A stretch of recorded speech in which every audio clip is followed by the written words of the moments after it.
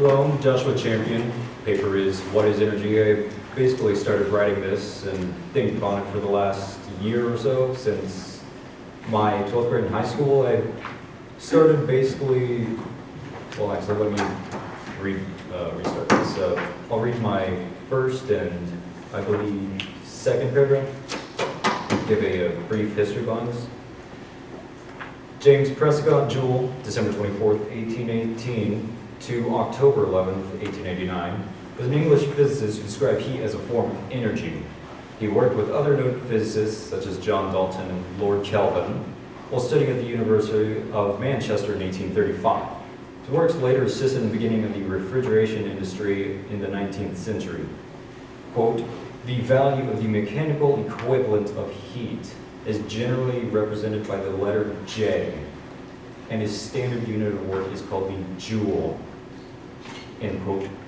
The Joule, as I've learned it, is the equivalent of 1 Newton, which is 1 mass times the acceleration, typically measured in kilograms and meters per second squared, applied over 1 meter, 1 relative meter. Generally, this works in most, if not all, cases.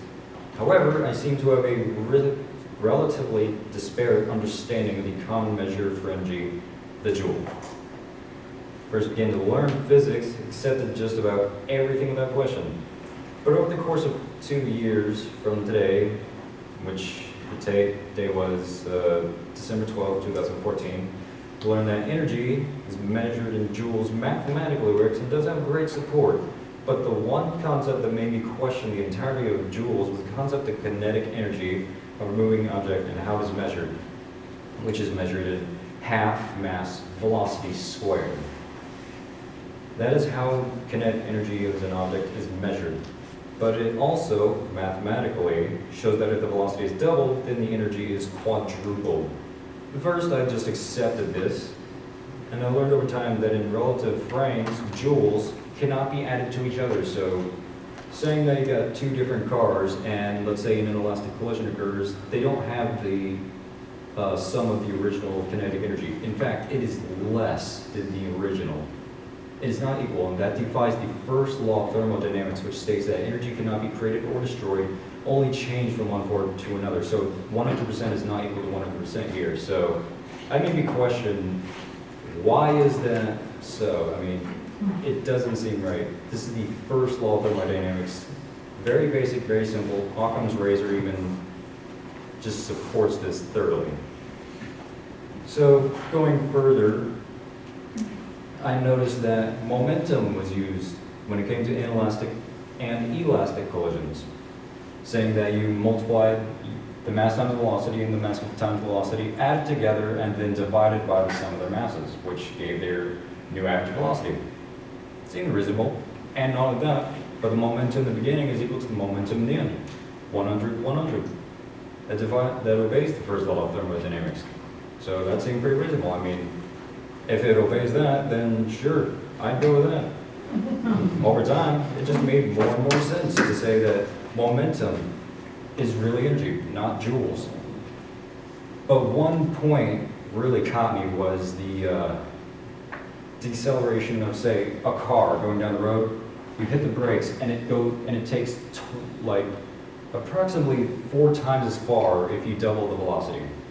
I kept questioning and questioning and questioning this as to why this would even happen. But one thing I did remember that you can just mentally work this out is that if you know if you're driving down the road, you have to keep your foot on the accelerator. If you don't, your car slows down and immediately stops. Why? It has a deceleration, so it begins to slow down. But if you're sitting at rest and if you don't have your foot on the accelerator, and it's not moving. So that means there is no acceleration. Between those two, there is a difference in the deceleration. That means that the deceleration changes with respect to your instantaneous velocity. That means that it is curved if it were a graph. Instead of being a straight line, it'd be more curved, sort of like a parabola, a partial parabola, say. And that would also explain why joules would actually work, because as it's squared, it increases greatly, but it declines smoothly. But the increased momentum goes up, and then it declines fairly like a parabola or hyperbola, however you wish to describe it, just curved. So considering that, I just kept moving forward and got more ideas like, hey, wait a minute, I see this somewhere else too. Momentum being energy, that means that, let's say, one of the hinged doors, like at Cracker Barrel, you've seen the hinged doors that go back and forth. That means that if momentum was working there too, it's with respect to its instantaneous velocity as well. It keeps accelerating and ignoring the little hinge, there's a little dimple where it instantly hits it, so there is a good chunk of energy lost in the form of light and energy as sound. So that means that it suddenly accelerates and decelerates constantly. You can also measure it in the sense like a balloon too. If you know that you pull on a balloon, it gets harder and harder and harder to pull out. You keep having to pull more and more and more, just like a spring. So if a balloon's expanded, that means that more force is being exerted. That means the momentum is equal, inward and outward. So as the balloon gets smaller and smaller, that means it's exerting less and less force, making the air go out a bit slower and slower, meaning that it also has a deceleration to its deceleration. It is a change to its change. So in normal, you may as well describe this as the deceleration with respect to its instantaneous velocity. Any questions? Go do that. You done? Yes. We'll take all the questions.